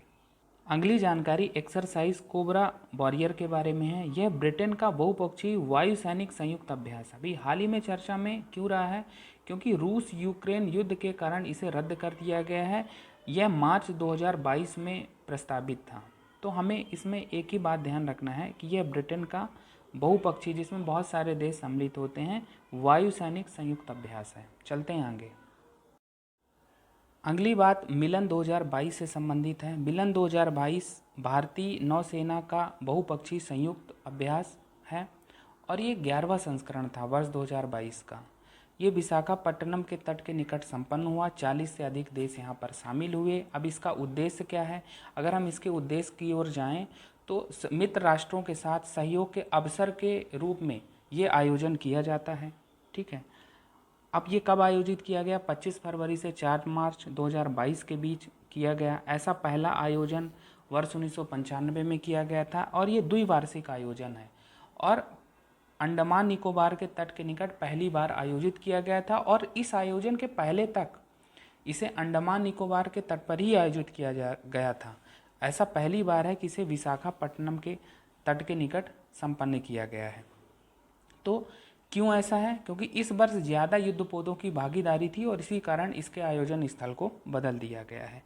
और जब पहली बार इसका आयोजन किया गया था तो 4 देशों इंडोनेशिया, सिंगापुर, थाईलैंड और श्रीलंका ने भागीदारी की थी, लेकिन हमने जैसा कि बात की कि इस बार 40 से अधिक देश सम्मिलित हुए हैं। एक और बात महत्वपूर्ण है कि वर्ष 2001, 2005, 2016 और 2020 में ऐसे आयोजन नहीं हुए। 2001 और 2016 में ये आयोजन इंटरनेशनल फ्लीट रिव्यू के कारण नहीं हुआ, क्योंकि 2001 और 2016 में इंटरनेशनल फ्लीट रिव्यू हुआ, तो मिलन 2022 का आयोजन नहीं किया गया। वहीं 2004 की सुनामी के कारण 2005 के आयोजन को रद्द कर दिया गया, और 2020 में जैसा कि हमको पता है कि कोविड महामारी का प्रकोप था, इस कारण से 2020 में ये नहीं हो पाया। तो हमें ये बातें ध्यान रखना है। चलते हैं आगे। अगली बात ईस्टर्न बीच 6 की है। यह भारत और ओमान की वायु सेनाओं का संयुक्त अभ्यास है और हाल ही में यह जोधपुर वायु सैनिक केंद्र पर संपन्न हुआ, मतलब इसका आयोजन भारत में हुआ। तो ये भारत और ओमान की वायु सेनाओं का संयुक्त अभ्यास है। कब आयोजित हुआ? 21 से 25 फरवरी 2022 को। इस अभ्यास में इंडियन एयरफोर्स व ओमान की रॉयल एयरफोर्स, जिसे RAFO कहा जाता है, रॉयल एयरफोर्स ऑफ ओमान, तो इनने भागीदारी की। अब अगर हम कुछ और बातें जानें, भारत और ओमान के बीच कौन कौन से अभ्यास होते हैं, तो थल सेना के लिए अभ्यास होता है अल-नगाह, और नौसेनाओं का संयुक्त अभ्यास है जिसे नसीम अल बहर या एक्सरसाइज सी ब्रीज कहा जाता है। तो ये बातें हमें ध्यान रखना है। हमारे प्रारंभिक परीक्षा में ये बातें पूछी जा सकती है। पूछा जा सकता है कि हाल ही में ईस्टर्न ब्रिज चर्चा में रहा, या ईस्टर्न ब्रिज किन दो देशों का संयुक्त वायुसेना अभ्यास है, तो हमें ध्यान रखना कि भारत और ओमान का है। फरवरी 2022 करंट अफेयर की सीरीज के अंतर्गत आज हम नियुक्तियों और निधन के कारण जो व्यक्तित्व चर्चा में रहे हैं उनको पढ़ेंगे। तो सबसे पहले हम देख लेते हैं कि विभिन्न संस्थानों में नियुक्तियों के कारण जो व्यक्तित्व चर्चा में रहे हैं और हमारी परीक्षा की दृष्टि से महत्वपूर्ण है, उन्हें पढ़ लेते हैं। सबसे पहला नाम है जुनैद कमाल अहमद का। ये बांग्लादेशी अर्थशास्त्री हैं और विश्व बैंक में भारत के निदेशक रहे हैं। हाल ही में चर्चा में इसलिए रहे हैं क्योंकि MIGA के उपाध्यक्ष के रूप में इनकी नियुक्ति की गई है। अब हम अगर MIGA के बारे में जानें तो यह विश्व बैंक समूह में सम्मिलित 5 संस्थानों में से एक संस्थान है। वर्ष 1988 में विश्व बैंक के नए सदस्य के रूप में इसकी स्थापना हुई। MIGA का फुल फॉर्म है मल्टीलेटरल इन्वेस्टमेंट गारंटी एजेंसी, बहुपक्षीय निवेश गारंटी एजेंसी। इसका हेडक्वार्टर वाशिंगटन DC में, और जैसा कि हमने बात की कि वर्ष 1988 में इसकी स्थापना की गई। इसमें 180 से अधिक देश सम्मिलित हैं। क्या उद्देश्य है इसका? MIGA को विकासशील देशों में गैर वाणिज्यिक जोखिमों जैसे युद्ध, आतंकवाद के खिलाफ निवेश बीमा के सार्वजनिक और निजी स्रोतों के पूरक के लिए बनाया गया था। इसका एक उद्देश्य विकासशील देशों में प्रत्यक्ष निवेश को बढ़ावा देना है ताकि आर्थिक विकास में मदद हो, गरीबी में कमी आए, जीवन स्तर बेहतर हो सके। तो हमें MIGA के बारे में ध्यान रखना है। इतनी बातें। सबसे महत्वपूर्ण बात तो यही है कि भारतीय जो निदेशक हैं विश्व बैंक में, जुनैद कमाल अहमद, अभी उपाध्यक्ष के रूप में MIGA में नियुक्त हुए हैं। ये बात महत्वपूर्ण है, ध्यान रखना है। चलते हैं आगे। एक चीज़ आप यहाँ पर देखिए, ये वर्ल्ड बैंक ग्रुप लीडरशिप है, और हमने जैसा कि अभी बात की कि हाल ही में MIGA में नियुक्ति हुई है। तो अगर हम आगे चलें तो ये है MIGA multilateral investment guarantee agency, और यहाँ पर आप देखेंगे कि वाइस प्रेसिडेंट ऑपरेशंस जुनैद कमाल अहमद की नियुक्ति हुई है। तो ये हमें ध्यान रखना है, बस मेरा उद्देश्य था कि आपको ये दिखाना। तो चलते हैं आगे। अगली बात नटराजन चंद्रशेखरन के बारे में है। इन्हें टाटा सन्स का चेयरमैन पुनर्नियुक्त किया गया है और इनका ये लगातार दूसरा कार्यकाल है, और ये अपने 5 वर्ष के कार्यकाल के लिए नियुक्त किए गए हैं। ध्यान रखना है कि जो टाटा सन्स है वो टाटा समूह की एक होल्डिंग कंपनी है। इसके अंतर्गत TCS, टाटा मोटर्स आदि कंपनियां आती हैं। तो हमें ध्यान रखना है कि टाटा सन्स के चेयरमैन पुनर्निर्वाचित किए गए हैं नटराजन चंद्रशेखरन। चलते हैं आगे। अगली बात है दिनेश कुमार सकलानी के बारे में। इन्हें हाल ही में NCERT का निदेशक नियुक्त किया गया है, और यहाँ पर इनका कार्यकाल 5 वर्ष या 65 वर्ष की आयु जो भी पहले हो वो होगा। इससे पहले दिनेश प्रसाद सकलानी जी हेमवती नंदन बहुगुणा विश्वविद्यालय उत्तराखंड में इतिहास विभाग के प्रोफेसर रहे हैं। अगर हम एनसीईआरटी के बारे में कुछ और बातें जानें तो एनसीईआरटी का फुल फॉर्म क्या है? National council of education research and training, राष्ट्रीय शैक्षिक अनुसंधान और प्रशिक्षण परिषद, और इसकी स्थापना कब हुई है? 1961 में। क्या उद्देश्य है एनसीईआरटी का? विद्यालयी या स्कूली शिक्षा संबंधी केंद्र व राज्यों को सलाह देना। तो हमें ये ध्यान रखना है, सबसे महत्वपूर्ण बात तो यही है कि हम ये जानें कि एनसीईआरटी के निदेशक हाल ही में नियुक्त किए गए हैं दिनेश कुमार सकलानी। चलते हैं आगे। अगले व्यक्तित्व जो हाल ही में चर्चा में रहे हैं, जी अशोक कुमार। ये देश के पहले राष्ट्रीय समुद्री सुरक्षा समन्वयक, नेशनल मैरीटाइम सिक्योरिटी कोऑर्डिनेटर नियुक्त किए गए हैं। अब अगर हम जी अशोक कुमार जी के बारे में जानें तो ये सेवानिवृत्त वाइस एडमिरल रहे हैं। अब जो कहा जा रहा है कि देश का पहला राष्ट्रीय समुद्री सुरक्षा समन्वयक, तो इसके बारे में जान लेते हैं कि क्या उद्देश्य है इस पद को सृजित करने का। तो देश की समुद्री सुरक्षा को सुदृढ़ करना इसका उद्देश्य है। समुद्री सुरक्षा सुनिश्चित करने के लिए विभिन्न सरकारी एवं निजी एजेंसियों से तालमेल बिठाना इसका महत्वपूर्ण उद्देश्य है। एक बात हमको ध्यान रखना है कि जो नेशनल मैरीटाइम सिक्योरिटी कोऑर्डिनेटर होगा वो राष्ट्रीय सुरक्षा परिषद, नेशनल सिक्योरिटी काउंसिल जो सचिवालय है उसका हिस्सा होगा, और इसीलिए ये अजीत डोभाल को रिपोर्ट करेंगे, क्योंकि नेशनल सिक्योरिटी एडवाइज़र अभी हमारे अजीत डोभाल हैं। तो ये ध्यान रखना है, पूछा जा सकता है कि नेशनल मैरीटाइम सिक्योरिटी कोऑर्डिनेटर कौन नियुक्त किया गया, फिर ये क्या राष्ट्रीय सुरक्षा परिषद सचिवालय का हिस्सा है। तो ये चीज़ें हमें ध्यान रखना है। महत्वपूर्ण बात तो इसमें यही है कि हम ध्यान रखें कि जी अशोक कुमार को देश के पहले राष्ट्रीय समुद्री सुरक्षा समन्वयक के रूप में नियुक्त किया गया है। चलते हैं आगे। अगले व्यक्तित्व जो चर्चा में रहे हैं, एस उन्नी कृष्णन नायर। इन्हें हाल ही में विक्रम साराभाई अंतरिक्ष केंद्र VSSC Vikram Sarabhai space centre के निदेशक के रूप में नियुक्त किया गया है। विक्रम साराभाई अंतरिक्ष केंद्र कहाँ है? तिरुवनंतपुरम, केरल में है। एस उन्नी कृष्णन नायर के बारे में अगर हम थोड़ी बात जानें तो ये वरिष्ठ अंतरिक्ष वैज्ञानिक है और इन्होंने एस सोमनाथ की जगह ली है। लास्ट मंथ जब हमने पढ़ा था कि एस सोमनाथ को इसरो का चेयरमैन बनाया गया और इसी कारण ये पद खाली हो गया था, तो VSSC के निदेशक के रूप में एस उन्नी कृष्णन नायर की नियुक्ति की गई है। ये बात हमें ध्यान रखना है। चलते हैं आगे। अगले व्यक्तित्व जो चर्चा में रहे हैं वो हैं एम जगदेश कुमार। इन्हें हाल ही में UGC का चेयरमैन नियुक्त किया गया। ये नियुक्ति 5 वर्ष या 65 वर्ष की आयु जो भी पहले हो वो रहेगी। अब एम जगदेश कुमार JNU के कुलपति रहे हैं और इन्होंने प्रोफेसर DP सिंह की जगह ली है। अब अगर हम UGC के बारे में थोड़ी बहुत जानकारी जाएं तो UGC का फुल फॉर्म है यूनिवर्सिटी ग्रांट कमीशन, विश्वविद्यालय अनुदान आयोग, और इसकी स्थापना हुई है नवंबर 1956 में। तो ध्यान रखना है कि 1956 में UGC की स्थापना हुई है।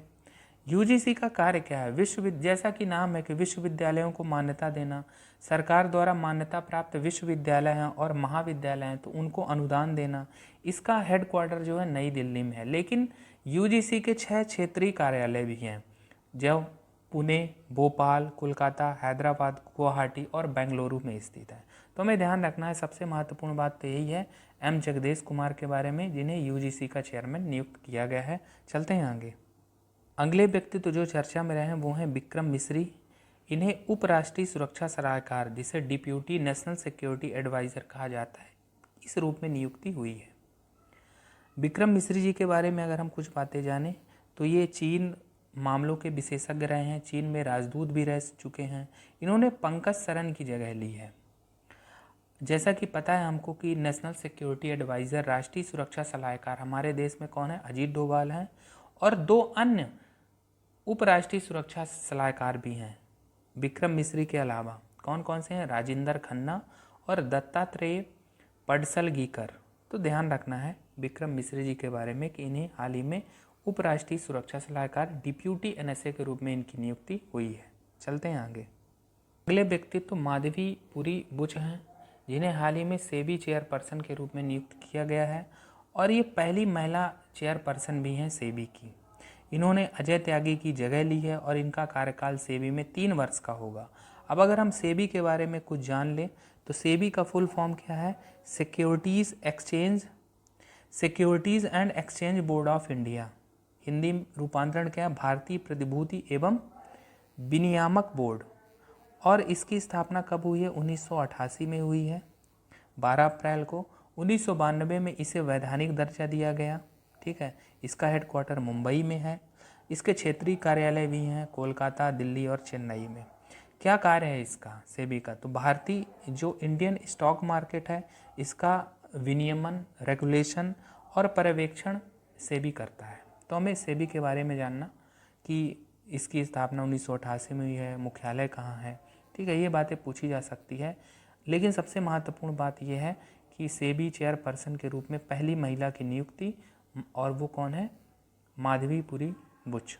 चलते हैं आगे। एक और महिला हैं जो हाल ही में चर्चा में रही हैं, शांतिश्री धूलीपुड़ी पंडित। ये जीएनयू की पहली महिला कुलपति के रूप में इनकी नियुक्ति हुई है, ये बात हमें ध्यान रखना है। इसके पहले शांतिश्री सावित्रीबाई फुले पुणे विश्वविद्यालय में राजनीति एवं लोक प्रशासन की प्रोफेसर रही हैं। और जैसा कि अभी हमने जाना कि अभी हाल ही में इनकी नियुक्ति जेएनयू की कुलपति के रूप में हुई है। सबसे महत्वपूर्ण बात यही है इनके बारे में जानना कि इनकी हालिया नियुक्ति क्या है। चलते हैं आगे। अब हम फरवरी 2022 में निधन के कारण चर्चा में रहे महत्वपूर्ण व्यक्तित्वों को पढ़ लेते हैं। इसमें सबसे पहला नाम बप्पी लहिरी जी का है। बप्पी लहिरी जी हिंदी सिनेमा या हिंदी फिल्मों के संगीतकार व गायक रहे हैं और इनका मूल नाम आलोकेश लाहिरी है। महत्वपूर्ण है, ये ध्यान रखना है। इनका जन्म जलपाईगुड़ी वेस्ट बंगाल में हुआ और हाल ही में इनका निधन हो गया। तो बप्पी लहिरी जी को ध्यान रखना है। इनका मूल नाम पूछा जा सकता है, इनके बारे में पूछा जा सकता है, ठीक है। ये संगीतकार हैं और गायक रहे हैं। आगे चलते हैं। चिन्ना वीरा कान्वी जी, ये कन्नड़ साहित्यकार रहे हैं, कन्नड़ भाषा के साहित्यकार रहे हैं। इनके बारे में ये बात ध्यान रखना है, पूछा जा सकता है चिन्ना वीरा कान्वी जी के बारे में। अगले व्यक्तित्व है राहुल बजाज। राहुल बजाज बजाज समूह के चेयरमैन लगभग 40 वर्षों तक रहे हैं और हाल ही में इनका निधन हो गया और निधन के कारण ये चर्चा में रहे। एक सबसे महत्वपूर्ण बात है इनके बारे में कि ये प्रसिद्ध स्वतंत्रता सेनानी जमनालाल बजाज के पौत्र रहे हैं। तो ध्यान रखना है कि निधन के कारण कौन कौन से व्यक्तित्व चर्चा में रहे हैं, उनके बारे में जानना है, वो किस क्षेत्र में कार्यरत रहे हैं, ठीक है। तो ये बातें हमको ध्यान रखना है। खेलकूद प्रदर्शन के अंतर्गत सबसे पहले हम 24वें शीतकालीन ओलंपिक खेलों के बारे में पढ़ेंगे जो 4 से 20 फरवरी 2022 के दौरान बीजिंग चीन में आयोजित किए गए। सबसे पहले हम शीतकालीन ओलंपिक खेलों के बारे में कुछ मूलभूत बातें जान लेते हैं और ये जानने का प्रयास करते हैं कि ये किस प्रकार से ग्रीष्मकालीन ओलंपिक खेलों से भिन्न है। तो शीतकालीन ओलंपिक खेल एक विशेष ओलंपिक खेल होते हैं जिनमें अधिकांशतः बर्फ पर खेले जाने वाले खेलों की स्पर्धा होती है, अर्थात ये खेल अधिकांशतः स्नो या आइस पर खेले जाते हैं। इन खेलों में अगर हम बात करें तो alpine skiing, biathlon, speed skating, snow boarding, ये सब खेल आते हैं। ये भी 4 वर्ष के अंतराल में आयोजित किए जाते हैं और ग्रीष्मकालीन जो ओलंपिक खेल हैं उनके 2 वर्ष बाद इनका आयोजन किया जाता है। जैसा कि हमें पता है कि पिछला जो ग्रीष्मकालीन ओलंपिक खेल था वो टोक्यो जापान में 2021 में आयोजित किया गया। हालांकि ये प्रस्तावित 20 में था लेकिन कोविड-19 के कारण 2021 में आयोजित किया गया। अब अगर हम 24वें शीतकालीन ओलंपिक खेलों की बात करें तो इनका उद्घाटन व समापन समारोह बीजिंग नेशनल स्टेडियम, जिसे बर्ड्स नेस्ट स्टेडियम भी कहा जाता है, वहाँ 4 से 20 फरवरी 2022 के दौरान आयोजित किया गया। और भी कुछ महत्वपूर्ण बातें हैं जो हमारी परीक्षा में पूछी जा सकती हैं, जैसे 24वें शीतकालीन ओलंपिक खेल का शुभंकर क्या था, मैस्कॉट, तो वो है बिंग ड्वेन ड्वेन। तो बिंग ड्वेन ड्वेन एक पांडा है, एक मुस्कुराता हुआ पांडा, तो हमें ध्यान रखना है इसके बारे में। अब हम अगर पदक तालिका की बात करें तो 24वें शीतकालीन ओलंपिक खेलों की पदक तालिका में पहला स्थान नार्वे का रहा। नार्वे ने 37 पदक अर्जित किए जिसके अंतर्गत 16 स्वर्ण, 8 रजत और 13 कांस्य पदक हैं। एक बात यहाँ पर ध्यान देने वाली है कि शीतकालीन ओलंपिक खेलों के इतिहास में ऐसा पहली बार हुआ है कि किसी देश ने 16 स्वर्ण पदक अपने नाम किए हैं, तो ये चीज़ें ध्यान रखना है। दूसरा स्थान जर्मनी का रहा है जिसने 27 पदक अर्जित किए जिसमें 12 स्वर्ण, 10 रजत और 5 कांस्य हैं। वहीं चीन तीसरे स्थान पर रहा जिसने 15 पदक अर्जित किए जिसमें 9 स्वर्ण, 4 रजत और 2 कांस्य हैं। अब हम पदक तालिका में अगर भारत का स्थान देखें और या भारत की क्या स्थिति रही 24वें शीतकालीन ओलंपिक खेलों में, तो भारत के एक खिलाड़ी जिनका नाम है मोहम्मद आरिफ खान, इन्होंने इस ओलंपिक में भाग लिया। हालांकि वे कोई भी पदक नहीं जीत सके, इस कारण से भारत का कोई भी पदक यहाँ पर नहीं आया। तो यहाँ पर वही बात लिखी गई कि बीजिंग शीतकालीन ओलंपिक खेलों में भारत के एकमात्र खिलाड़ी मोहम्मद आरिफ खान ने, जो कि जम्मू कश्मीर से संबंध रखते हैं, उन्होंने अल्पाइन स्कीइंग की सेलेलॉम और जायंट सेलोलॉम स्पर्धाओं में भाग लिया, किंतु पदक नहीं जीत पाए। यहाँ पर एक महत्वपूर्ण बात है कि पूछा जा सकता है कि मोहम्मद आरिफ खान का संबंध किस खेल से है, तो ये अल्पाइन स्कीइंग से संबंधित है। चलते हैं आगे, कुछ और बातें जान लेते हैं। भारत के संदर्भ में ही और बातें हैं कि इस ओलंपिक में भारत का 6 सदस्यीय दल पहुंचा था, जिसका नेतृत्व हरजिंदर सिंह ने किया। अब हरजिंदर सिंह कौन है? आइस हॉकी एसोसिएशन के महासचिव। अगली बात यह है कि उद्घाटन समारोह में मार्च पास्ट में भारत का प्रतिनिधित्व मोहम्मद आरिफ खान ने किया। तो ये बात ध्यान रखना, क्योंकि एक ही खिलाड़ी ने वहाँ शिरकत की, तो उन्हीं ने ही मार्च पास्ट में भारत का तिरंगा लेकर भारत का प्रतिनिधित्व किया। तो ये बातें हैं, और भी कुछ महत्वपूर्ण बातें हैं, जान लेते हैं। जैसे इस ओलंपिक में 15 खेलों की 109 स्पर्धाएं आयोजित की गईं। 91 देशों के कुल 2871 खिलाड़ियों ने भाग लिया। एक और महत्वपूर्ण बात है कि 24वें शीतकालीन ओलंपिक खेलों का आयोजन बीजिंग में किया गया। तो इन खेलों के आयोजन के साथ ही बीजिंग विश्व का ऐसा पहला शहर हो गया है जिसने ग्रीष्मकालीन व शीतकालीन दोनों ही तरह के ओलंपिक खेलों की मेजबानी की है। ठीक है, तो ये बातें ध्यान रखनी है। चलते हैं आगे, कुछ और बातें जानते हैं। इस बार का जो शीतकालीन ओलंपिक खेल रहा वो राजनयिक बहिष्कार के कारण भी चर्चा में रहा। तो अनेक राष्ट्रों द्वारा बीजिंग शीतकालीन ओलंपिक खेलों का राजनयिक बहिष्कार किया गया, जैसे भारत, अमेरिका, ब्रिटेन, कनाडा आदि देश। तो एक चीज़ समझते हैं कि राजनयिक बहिष्कार का क्या मतलब है। अगर कोई भी देश ओलंपिक खेलों का राजनयिक बहिष्कार करता है, तो इन देशों के खिलाड़ी तो ओलंपिक में शामिल होते हैं, लेकिन सरकारी अधिकारी इसमें अपनी उपस्थिति दर्ज नहीं कराते। अब हम समझते हैं कि भारत ने क्यों शीतकालीन ओलंपिक खेलों का राजनयिक बहिष्कार किया। क्योंकि जून 2020 में गलवान घाटी में चीनी सैन्य कार्यवाही में शामिल एक सैन्य कमांडर को इन खेलों के उद्घाटन समारोह में मशाल वाहक बनाया गया, और इसी के विरोध में भारत ने बीजिंग शीतकालीन ओलंपिक खेलों का राजनयिक बहिष्कार किया। जबकि America, Britain, Canada, Australia, New Zealand, Japan, Netherland आदि देशों के द्वारा क्यों राजनयिक बहिष्कार किया गया? क्योंकि जो चीन का सिंजियांग प्रांत है, वहाँ पर उइगर मुस्लिमों की बहुलता है, और वहाँ पर उनके मानवाधिकार हनन के आरोप चीन पर लगते रहे हैं, और इसी के परिप्रेक्ष्य में इन देशों द्वारा बीजिंग शीतकालीन ओलंपिक खेलों का बहिष्कार किया गया। तो ये चीज़ें ध्यान रखना है, पूछी जा सकती हैं। और एक और नई बात इसमें यह है कि 2 देशों ने पहली बार शीतकालीन ओलंपिक खेलों में भागीदारी की, जो है हैती और सऊदी अरब। हैती कैरेबियन देश है। और जैसा कि हमने शीतकालीन ओलंपिक की कुछ मूलभूत बातें की थी, वही चीज़ यहाँ पर लिखी है कि यहाँ पर अधिकांशतः बर्फ़ स्नो या आइस पर खेले जाते हैं। ऐसा पहले शीतकालीन ओलंपिक खेल वर्ष 1924 में फ्रांस में आयोजित किए गए थे। अब क्योंकि ये 24वां था, तो 25वां जो शीतकालीन ओलंपिक खेल होगा वर्ष 2026 में इटली के शहर मिलान व कोर्टिना में होगा। तो ये बातें हैं 24वें शीतकालीन ओलंपिक खेलों के बारे में। सबसे महत्वपूर्ण बात तो यही है कि ये पूछा जाएगा कि 24वें शीतकालीन ओलंपिक खेल कहाँ आयोजित किए गए, 25वें कहाँ आयोजित किए जाएंगे, भारत की क्या स्थिति रही। तो ये बातें ध्यान रखना है। चलते हैं आगे। अगली बात 13वें शीतकालीन पैरालंपिक खेलों के बारे में है। पैरालंपिक से तात्पर्य दिव्यांगों से संबंधित ओलंपिक है ये, और ये शीतकालीन है। ठीक है, इसका भी आयोजन बीजिंग चीन में 4 से 13 मार्च 2022 के दौरान किया गया। अब इसके अगर हम शुभंकर की बात करें तो इसका शुभंकर क्या था? शुए रानरान। शुए रानरान एक चलने वाली चीनी लालटेन है, तो ये ध्यान रखना है। अब अगर हम पदक तालिका की बात करें तो पदक तालिका में शीर्ष स्थान चीन का रहा। चीन ने 61 पदक अर्जित किए, जिसमें 18 स्वर्ण, 20 रजत और 23 कांस्य हैं। वहीं यूक्रेन दूसरे स्थान पर रहा, जिसमें 29 पदक अर्जित किए। इसके अंतर्गत 11 स्वर्ण, 10 रजत और 8 कांस्य हैं। वहीं कनाडा का स्थान तीसरा रहा, जिसने 25 पदक अर्जित किए, जिसमें 8 स्वर्ण, 6 रजत और 11 कांस्य हैं।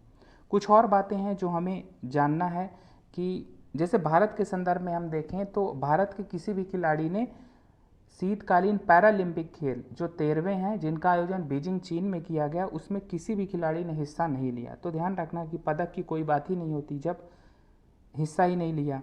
और कुछ महत्वपूर्ण बात है, जैसे कि 46 देशों के कुल 564 खिलाड़ियों ने इस पैरालंपिक में भाग लिया, लेकिन यूक्रेन पर रूसी हमले के कारण अंतर्राष्ट्रीय पैरालंपिक समिति आईपीसी ने रूस व उसके सहयोगी देश बेलारूस को प्रतिबंधित कर दिया। तो रूस और बेलारूस इसमें भाग नहीं ले पाए।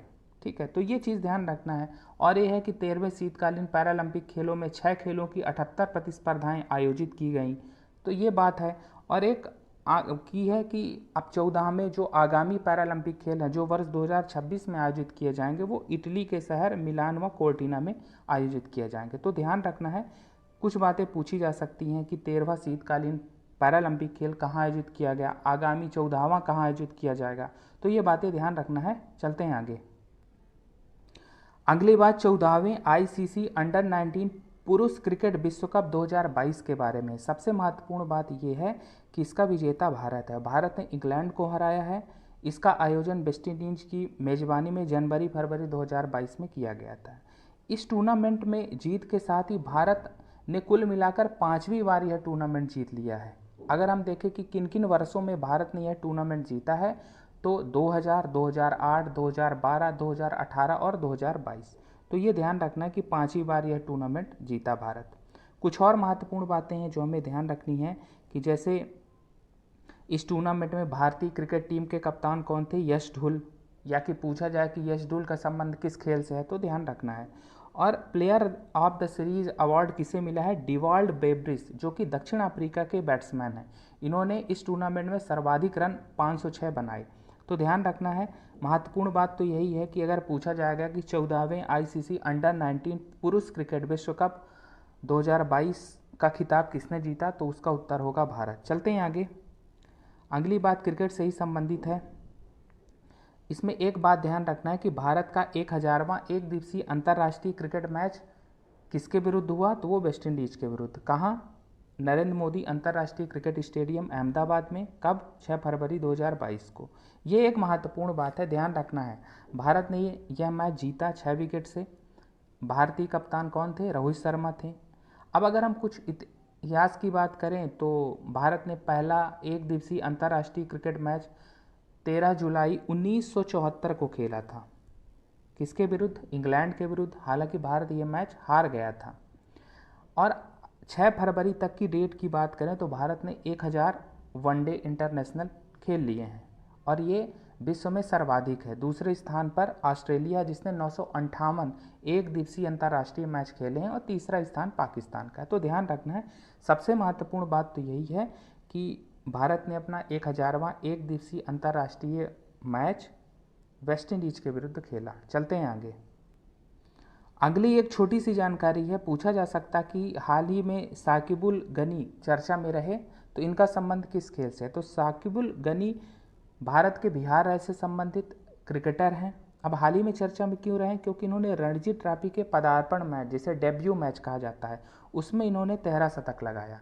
तो ऐसा करने वाले ये विश्व के पहले बल्लेबाज हैं जिसने प्रथम श्रेणी पदार्पण मैच में 13 शतक लगाए। तो ध्यान रखना है कि साकिबुल गनी के बारे में पूछा जाएगा तो ये क्रिकेटर हैं और वे अभी क्यों चर्चा में रहे, ये ध्यान रखना है। चलते हैं आगे। टाटा ओपन 2022 के बारे में कुछ जान लेते हैं। टाटा ओपन 2022, तो टाटा ओपन क्या है। टाटा ओपन के बारे में एक सबसे महत्वपूर्ण बात है कि यह दक्षिण एशिया में एटीपी का एकमात्र टेनिस टूर्नामेंट है और ये भारत में खेला जाता है। यानी भारत में खेला जाने वाला एकमात्र एटीपी टूर्नामेंट। एटीपी का मतलब ये टेनिस से संबंधित है, the association of tennis professionals. ठीक है, तो ध्यान रखना है कि टाटा ओपन का संबंध टेनिस से है। अब टाटा ओपन 2022 का आयोजन कहाँ किया गया, पुणे महाराष्ट्र में किया गया। और इसमें सबसे महत्वपूर्ण बात है पुरुष युगल खिताब को लेकर, क्योंकि इसे भारतीय जोड़ी ने जीता है। और भारतीय जोड़ी कौन है, रोहन बोपन्ना व राम कुमार रामनाथन की, और इसने ऑस्ट्रेलियाई जोड़ी को हराया है। तो सबसे महत्वपूर्ण बात ये भी है कि पूछा जा सकता है कि रोहन बोपन्ना या राम कुमार रामनाथन का संबंध किस खेल से है। ठीक है, तो ये ध्यान रखना है। और जैसा कि हमने बताया कि टाटा ओपन 2022 जनवरी फरवरी 2022 में पुणे में आयोजित किया गया था। चलते हैं आगे। और आगे देखते हैं, अभी हाल ही में आर प्राज्ञानंदा चर्चा में रहे, तो पूछा जा सकता है आर प्राज्ञानंदा के बारे में। तो आर प्राज्ञानंदा, इनका पूरा नाम है रमेश बाबू प्राज्ञानंदा, और ये भारत के 16 वर्षीय शतरंज खिलाड़ी हैं। अभी हाल ही में चर्चा में ये इसलिए रहे क्योंकि इन्होंने air things masters online rapid शतरंज के एक मुकाबले में विश्व चैंपियन या विश्व के नंबर 1 शतरंज खिलाड़ी मैग्नस कार्लसन को हराया, और इसी कारण ये चर्चा में रहे। और मैग्नस कार्लसन, जैसा कि हम जानते हैं कि ये नॉर्वे के शतरंज खिलाड़ी हैं और अभी वर्तमान में विश्व चैंपियन हैं। तो आर प्राज्ञानंदा के बारे में पूछा जा सकता है, तो ध्यान रखना है। चलते हैं आगे, अगली जानकारी देखते हैं। अगली जानकारी अंतर्राष्ट्रीय ओलंपिक समिति के बारे में है। हाल ही में चर्चा में क्यों रही? क्योंकि अंतर्राष्ट्रीय ओलंपिक समिति के वर्ष 2023 में होने वाले वार्षिक सत्र की मेजबानी भारत को मिल गई है। यानी अंतर्राष्ट्रीय ओलंपिक समिति का 140वां सत्र मई-जून 2023 में भारत के मुंबई में जियो वर्ल्ड सेंटर में आयोजित किया जाएगा। पिछली बार वार्षिक सत्र का आयोजन 1983 में नई दिल्ली में किया गया था। तो 40 वर्ष के अंतराल के पश्चात अंतर्राष्ट्रीय ओलंपिक समिति के सत्र की मेजबानी भारत करेगा। तो ये ध्यान रखना है, छोटी सी इन्फॉर्मेशन है, ध्यान रखना है।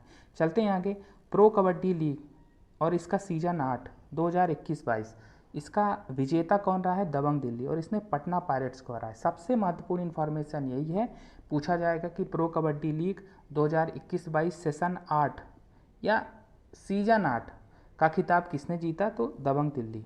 एक और महत्वपूर्ण बात है इसमें कि raider of the season award किसने जीता? पवन सहरावत। पवन सहरावत के बारे में पूछा जा सकता है कि किस खेल से संबंधित, तो इनका संबंध कबड्डी से है। चलते हैं आगे और देखते हैं मास्को वुशु स्टार्स चैंपियनशिप, जिसका आयोजन मास्को रूस में फरवरी 2022 में किया गया। इसमें सबसे महत्वपूर्ण बात है सादिया तारिक के बारे में, क्योंकि इनका संबंध भारत के श्रीनगर से है और इन्होंने मास्को वुशु स्टार चैंपियनशिप में जूनियर वर्ग में स्वर्ण पदक जीता, और इसीलिए ये चर्चा में रही हैं। 15 वर्षीय सादिया तारिक हैं। पूछा जा सकता है कि इनका संबंध किस खेल से है? तो इनका संबंध वुशु खेल से है, तो ध्यान रखना है। चलते हैं आगे और देख लेते हैं हॉकी संबंधित जानकारी है। 15वां पुरुष हॉकी वर्ल्ड कप 2023 भारत में आयोजित किया जाएगा, और यही खबर है। कब? जनवरी 2023 में।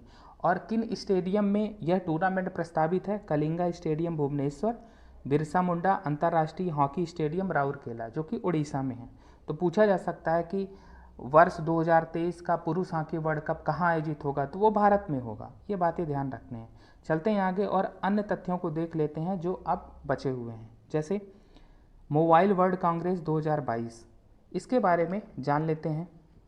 मोबाइल वर्ल्ड कांग्रेस 2022 ये विश्व का सबसे बड़ा तकनीकी सम्मेलन है, जिसका आयोजन बार्सिलोना स्पेन में किया गया। ये ध्यान रखना, कब? फरवरी-मार्च 2022 में। अब इसके आयोजक कौन हैं? किसने आयोजित किया मोबाइल वर्ल्ड कांग्रेस? तो आयोजक हैं GSMA, global system for mobile communication association. क्या उद्देश्य था मोबाइल वर्ल्ड कांग्रेस 2022 का? 5G पर ध्यान केंद्रित करना, विभिन्न देशों और अर्थव्यवस्थाओं को लाभान्वित करने के उद्देश्य से, इसकी क्षमता को और अधिकतम करने के उद्देश्य से ये वर्ल्ड कांग्रेस आयोजित की गई। एक इसमें महत्वपूर्ण बात है कि इसमें रूस को भाग लेने की अनुमति नहीं दी गई। ऐसा क्यों किया गया? रूस द्वारा यूक्रेन पर हमला किया गया और इसी की प्रतिक्रिया है कि इसे मोबाइल वर्ल्ड कांग्रेस में सम्मिलित नहीं किया गया। तो ध्यान रखना है, पूछा जा सकता है। सबसे महत्वपूर्ण बात तो इसमें यही है कि पूछा जाएगा कि हाल ही में मोबाइल वर्ल्ड कांग्रेस 2022 कहाँ आयोजित की गई? तो उसका उत्तर होगा स्पेन, बार्सिलोना। चलते हैं आगे और देखते हैं वन ओशियन समिट, जिसका आयोजन ब्रेस्ट फ्रांस में फरवरी 2022 में किया गया, संयुक्त राष्ट्र व विश्व बैंक के सहयोग से। क्या उद्देश्य है वन ओशियन समिट का? उद्देश्य है समुद्री पर्यावरण की रक्षा, अर्थात समुद्र को प्रदूषण से बचाने हेतु वन ओशियन समिट का आयोजन किया गया। महत्वपूर्ण बात है, इसका आयोजन स्थल कहाँ? ब्रेस्ट फ्रांस में, संयुक्त राष्ट्र UN व वर्ल्ड बैंक के सहयोग से। अब आगे चलते हैं और आज की अंतिम इन्फॉर्मेशन देखते हैं। पूछा जा सकता है कि तूफान ड्यूडेले, तूफान यूनिस, तूफान फ्रैंकलिन से प्रभावित क्षेत्र कौन से रहे, या हाल ही में ये तूफान किन क्षेत्रों में आए? तो उसका उत्तर होगा ब्रिटेन व पश्चिमी यूरोप। फरवरी 2022 में storm Dudley, storm Eunice, storm Franklin Britain व पश्चिमी यूरोप में आए। तो ध्यान रखना है ये बातें। तो इस प्रकार से आज की क्लास में हमने खेल कूद संबंधी बातें पढ़ी और कुछ अन्य तथ्य जो बचे रह गए थे। तो इस क्लास में फ़िलहाल इतना ही। धन्यवाद।